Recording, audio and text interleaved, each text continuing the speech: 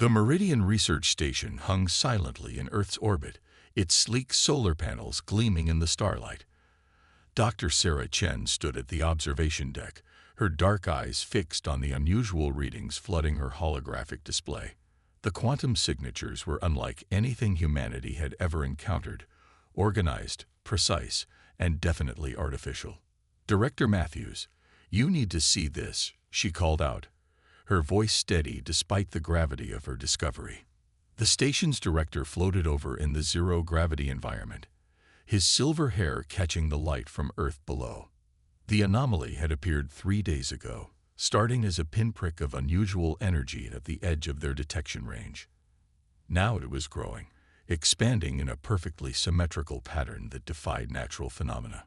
"It's some kind of spatial distortion," Sarah explained, manipulating the holographic display with practiced gestures. "The quantum entanglement patterns suggest it's artificial. Someone or something is creating this." Before Matthews could respond, the anomaly burst into brilliant light. A massive vessel emerged, its surface a mesmerizing pattern of iridescent metal that seemed to shift and flow like liquid. It was easily 3 kilometers long, dwarfing humanity's largest space stations. Earth's combined space defense fleet mobilized within hours, but the alien vessel made no aggressive moves. Instead, it transmitted a simple message in perfect English: "We are the Axiom. We come seeking alliance." The next few weeks were a whirlwind of diplomatic exchanges. The Axiom presented themselves as a highly advanced civilization, offering to share their technology and knowledge with humanity. Their representatives were tall, ethereal beings with crystalline skin that pulsed with internal light. They spoke of peace, progress, and mutual benefit. Sarah was part of the scientific team assigned to study Axiom technology. Their advances in quantum mechanics and spatial manipulation were breathtaking, but something about their perfection nagged at her consciousness, an intuition she couldn't shake. Late one night, while examining data from the Axiom ship, she noticed a pattern. Buried deep within their transmission protocols was a secondary signal, encrypted in ways that suggested it wasn't meant to be found. Sarah spent hours decrypting it, her hands trembling as the true message emerged. The Axiom were not what they seemed. They were scouts for a vast empire that consumed civilizations, not through violent conquest, but through subtle manipulation. They would share technology, yes, technology that would gradually make humanity dependent on Axiom systems.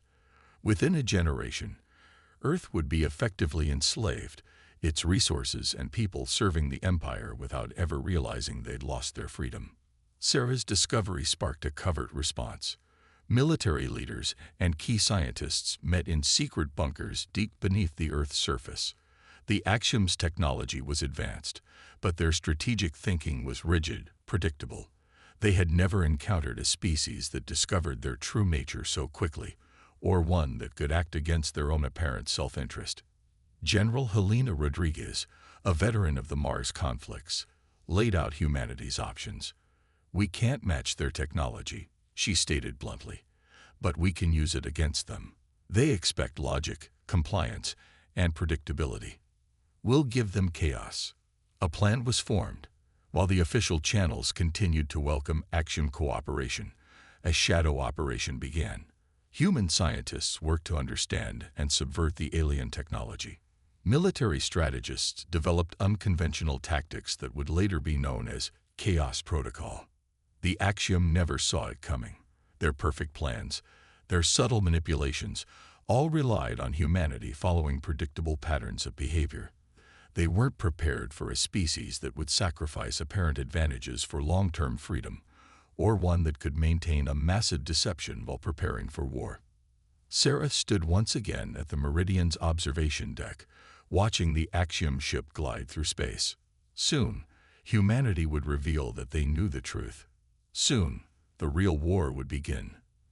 But this time, Earth would not be fighting from a position of weakness. They would fight with the one weapon the Axiom had never learned to counter: the human capacity for calculated chaos. As she looked down at Earth, Sarah felt a mix of fear and fierce determination. The Axiom had chosen humanity as their next conquest because they saw a young, manipulatable species. Instead, they would face an enemy unlike any they had encountered in their long history of subtle domination. The game of deception was about to end, and a new kind of war was about to begin. 6 months after Sarah Chen's discovery, Earth's surface had become a chessboard of deception. While Axiom ships gracefully docked at official spaceports, humanity's true strength gathered in the shadows. Deep beneath the Urals, General Rodriguez stood before a holographic map of global resistance networks, her face illuminated by the blue glow of tactical displays. The Axiom's fatal flaw is their certainty. She addressed the assembled military leaders from different nations. They're so convinced of their superiority that they don't see the trap we're laying. The map showed thousands of points of light, each representing a hidden facility or resistance cell. The underground network had grown beyond anyone's expectations. Old missile silos, abandoned mines, and natural cave systems had been converted into bases. But humanity's greatest advantage wasn't in these physical preparations. It was in the newfound unity of purpose that transcended old national rivalries. Dr. Marcus Wong, head of the Reverse Engineering Division, stepped forward. "We've made a breakthrough in understanding their quantum communication systems," he reported, bringing up a complex diagram. The Axiom use quantum entanglement for instantaneous communication across vast distances. It's elegant, efficient, and completely predictable. This predictability had become humanity's edge. While the Axiom saw humans as primitive beings stumbling toward enlightenment through their generous guidance, Earth's scientists had been systematically analyzing and compromising their systems. Every piece of gifted technology was a double-edged sword. The humans learned from it while feeding the Axiom carefully crafted misinformation. In Sydney's underwater research facility, Sarah Chen worked with a team of quantum physicists to develop what they called chaos encryption. The technique introduced controlled randomness into quantum signals, making them appear as natural background noise to Axiom sensors. It would be crucial for coordinating the resistance when the time came to strike. The Axiom's presence on Earth had grown steadily. Their crystalline towers rose in major cities, housing cultural exchange centers that were actually data collection points. They observed human behavior, gathering information to refine their control protocols. But they weren't seeing the whole picture. Colonel James Cattry led the Psychological Warfare Division. The Axiom's understanding of human psychology is fundamentally flawed, he explained during a secure briefing. They see our emotions as weaknesses to be exploited.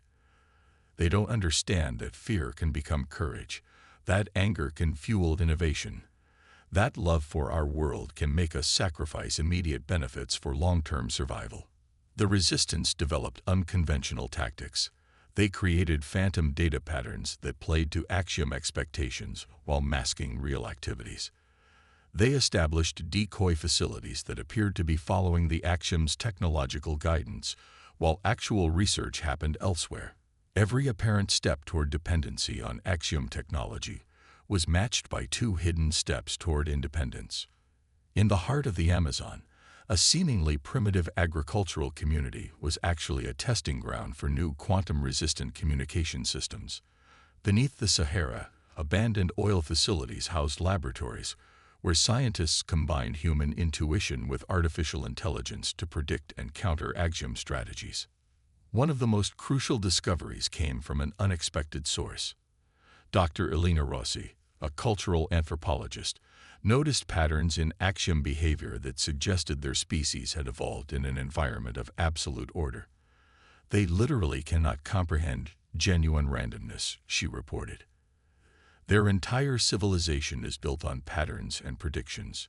True chaos is their blind spot.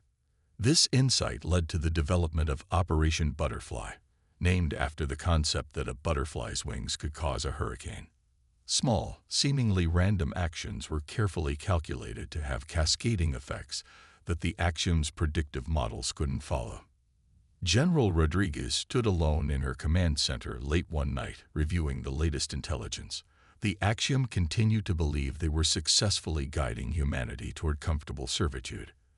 They didn't realize that every culture center they built, every technology they shared, every interaction they had was being used to understand and counter their methods. The next phase would be the riskiest, testing whether humanity's preparations would hold up under actual combat conditions. They would need to strike at the perfect moment, when their deception was still intact, but their capabilities were sufficient to pose a real threat. "Send the signal," Rodriguez commanded. "Begin Phase 3. Across the planet, resistance cells acknowledged the order. In hidden bases and secret laboratories, years of preparation began shifting toward action. The Axiom's game of subtle conquest was about to meet humanity's game of calculated chaos. The true test of which species would prevail was about to begin. The facility known as Phoenix Nest lay 2 kilometers beneath the Antarctic ice sheet. Dr. Sarah Chen walked through its pristine corridors, her footsteps echoing against metal walls. Around her, the combined fruits of human determination and stolen Axiom knowledge hummed with potential. Project Phoenix had begun as a desperate gamble, an attempt to create weapons that could challenge Axiom supremacy. It had evolved into something far more significant. The breakthrough came when Sarah's team stopped trying to match Axiom technology and started subverting it instead. "The quantum manifold is ready for the final test," Dr. Wong announced as Sarah entered the main laboratory. The device before them looked deceptively simple, a crystalline sphere roughly the size of a basketball, swirling with colors that shouldn't exist in normal space. The manifold represented humanity's greatest achievement and most closely guarded secret. It didn't just use quantum mechanics.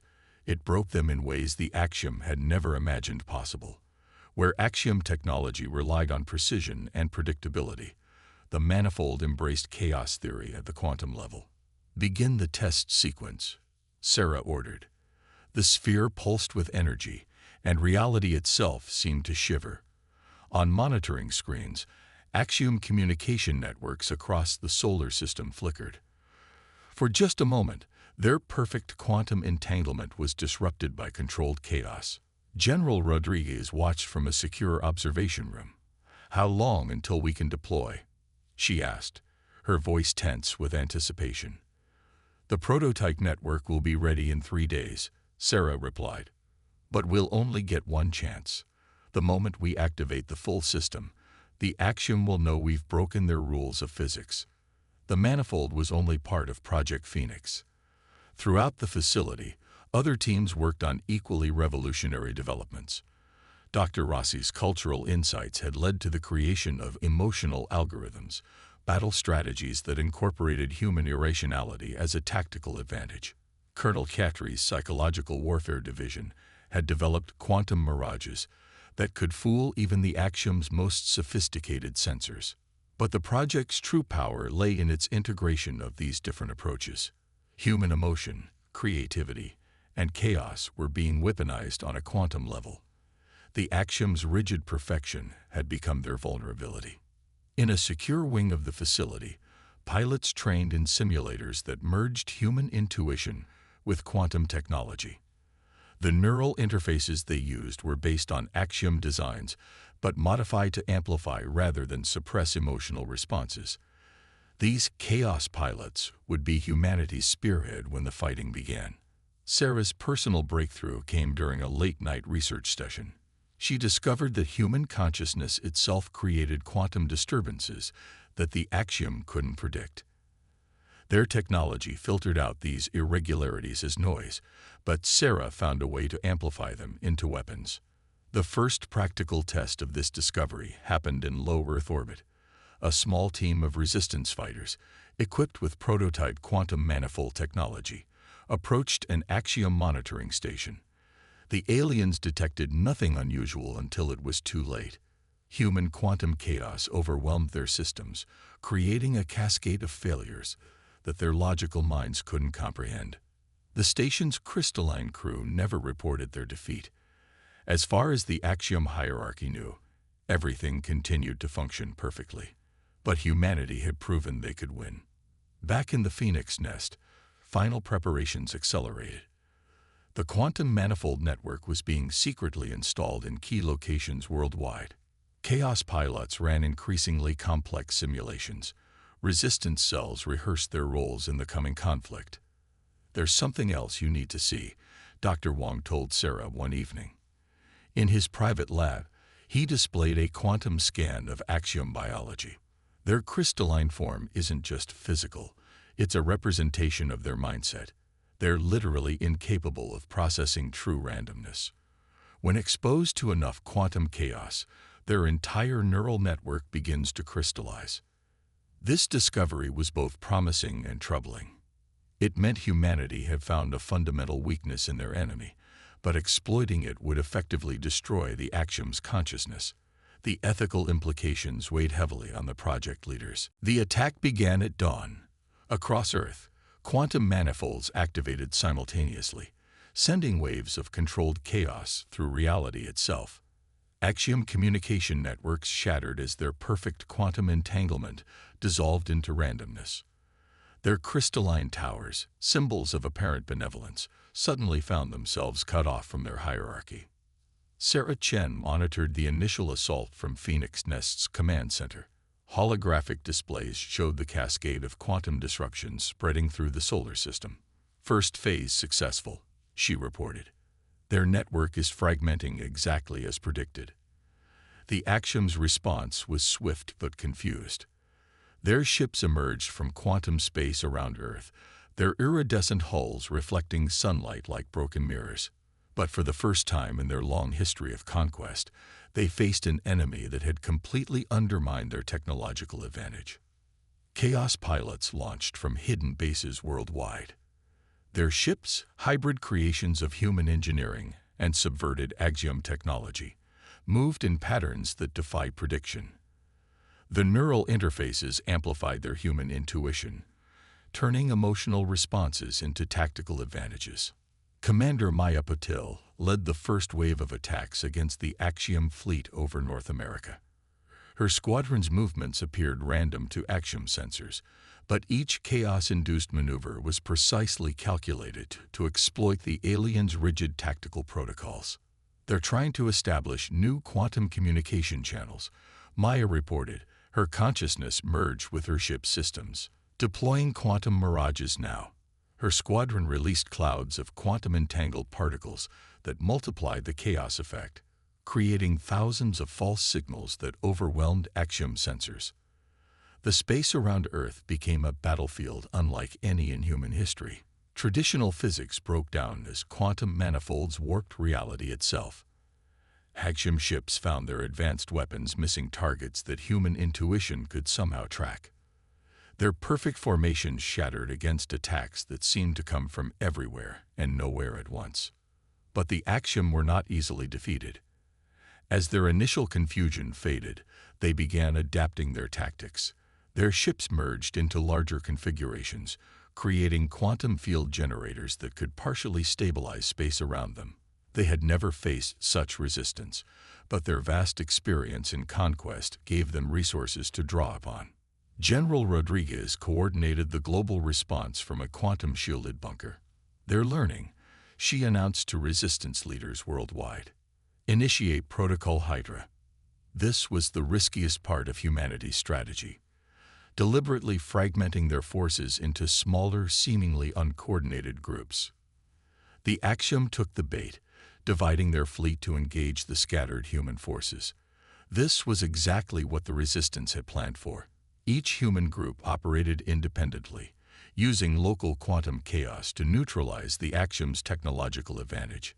The aliens couldn't coordinate their responses effectively because each battle followed its own unpredictable patterns. In orbit above Europe, Dr. Wong's theoretical work proved its worth. Human ships deliberately generated quantum interference patterns that matched the resonant frequencies of Axiom neural networks. The crystalline beings found their thoughts becoming sluggish, their perfect logic contaminated by chaos. Sarah's breakthrough about human consciousness became the key to victory. Every human pilot, every resistance fighter, generated their own unique quantum signature. Combined through the manifold network, These signatures created a weapon that the Axiom couldn't defend against, pure, weaponized human unpredictability. The battle reached its peak when the Axiom deployed their ultimate weapon, a quantum nullification field designed to restore order to space itself. The massive device emerged from their flagship, its power threatening to undo all of humanity's careful preparations. This, too, had been anticipated. Colonel Cattry's psychological warfare came into play. As the nullification field powered up, quantum mirages made it appear to the Axiom that their device was working. In reality, human forces were using the aliens' own quantum stabilization attempts to amplify the chaos effect. The Axiom flagship's crystalline crew experienced something entirely new. Doubt. Their perfect understanding of physics was being systematically demolished. The universe they thought they understood was revealing itself to be far more chaotic than they had ever imagined. Maya's squadron led the final assault on the flagship. Her pilots moved in configurations that mimicked the mathematical patterns the Axiom trusted, but with subtle variations that their logical minds couldn't process. Each apparent pattern dissolved into chaos at the crucial moment, creating gaps in their defenses. "Their quantum field is collapsing," Maya reported, her voice tight with concentration. "All squadrons, converge on my position. Time to end this." The combined force of humanity's quantum chaos struck the Axiom flagship like a tsunami of unreality. The crystalline beings aboard experienced total system failure as their rigid minds failed to cope with the fundamental uncertainty they were experiencing. Their great nullification device, designed to impose order, instead became a conduit for chaos. Sarah watched from the command center as the flagship's quantum signature destabilized. The massive vessel didn't explode. It simply ceased to exist in any way the Axiom could understand, its perfect structure dissolving into quantum uncertainty. Across the solar system, the remains of the Axiom fleet faced a choice they had never encountered before: adapt to chaos or retreat. For the first time in their history of conquest, the logical choice was withdrawal. General Rodriguez allowed herself a small smile as the Axiom ships began disappearing into quantum space, fleeing from an enemy that had turned their own understanding of reality against them. Humanity hadn't just defeated a technologically superior force. They had proven that their greatest perceived weaknesses were actually their greatest strengths.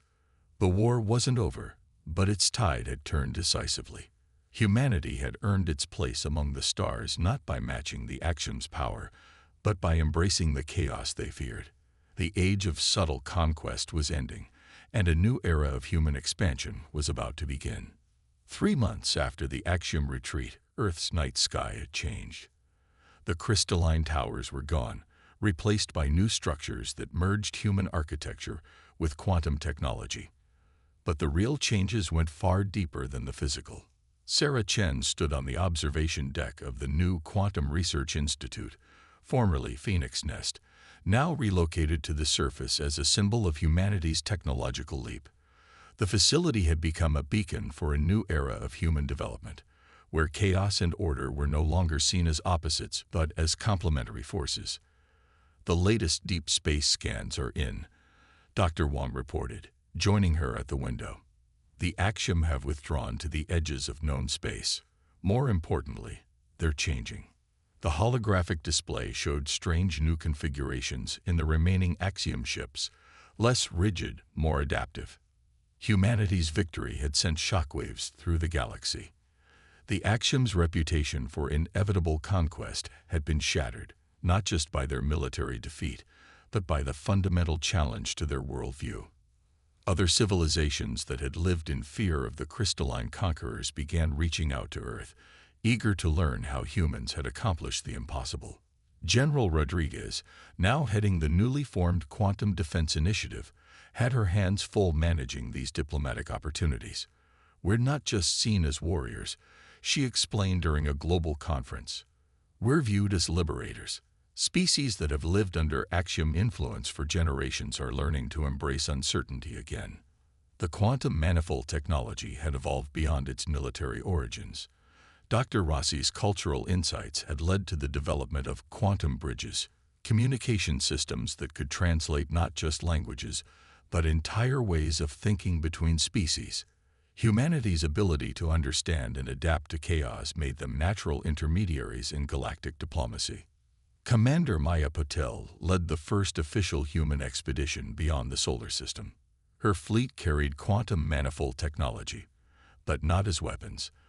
The ships were designed to explore the quantum nature of space itself, using human intuition to navigate realms that even the Axiom had never fully understood. "We found something remarkable in the Axiom databases," Sarah announced during a crucial research briefing. Their entire civilization was built on a fundamental misunderstanding of quantum mechanics. They believed that by imposing absolute order, they could eliminate uncertainty from the universe. Instead, they were just creating bigger chaos they couldn't see. This insight led to humanity's greatest contribution to galactic science: chaos theory quantum mechanics. The framework showed how consciousness, uncertainty, and reality were interconnected in ways that couldn't be controlled, only understood and worked with. It was a uniquely human perspective that changed how intelligent species viewed the universe. The Axiom themselves proved capable of evolution.